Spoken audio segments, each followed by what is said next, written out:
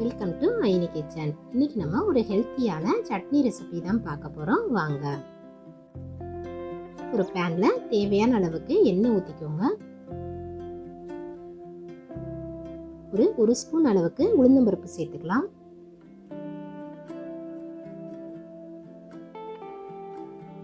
ஒரு ஸ்பூன் அளவுக்கு கடலைப்பருப்பு சேர்த்துக்கோங்க.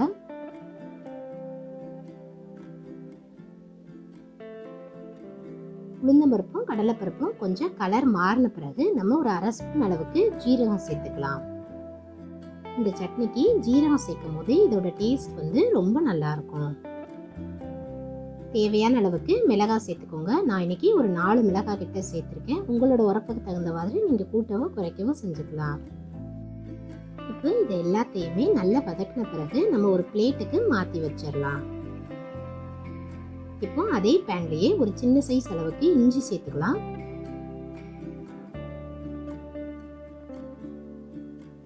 ஒரு சின்ன சைஸ் அளவு இருக்கக்கூடிய பீட்ரூட்டை இந்த மாதிரி சின்ன சின்னதா கட் பண்ணி வச்சிருக்கேன். அதையும் இந்த எண்ணெயில லைட்டா வதக்கிக்கோங்க.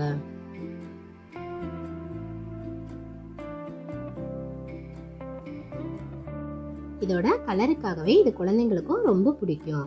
கொஞ்சமா தண்ணி சேர்த்துட்டு லிட்டு வச்சு ஒரு 10 நிமிஷம் கிட்ட மூடி வச்சிருங்க.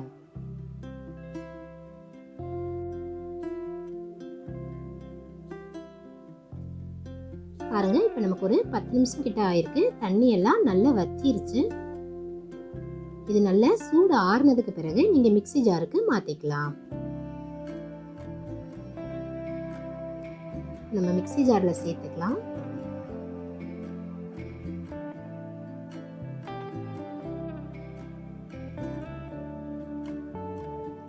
இப்போ நம்ம வறுத்து வச்சதையும் இதோட சேர்த்து ஆட் பண்ணிக்கோங்க.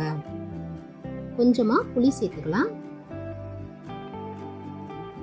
ஒரு 1/4 கப் அளவுக்கு தேங்காய் சேர்த்துக்கோங்க. தேவையான அளவுக்கு உப்பு சேர்த்து நம்ம இப்போ கிரைண்ட் பண்ணிக்கலாம். இப்போ கொஞ்சமா தண்ணி சேர்த்தும் நீங்க நல்லா கிரைண்ட் பண்ணி எடுத்து வச்சுக்கோங்க.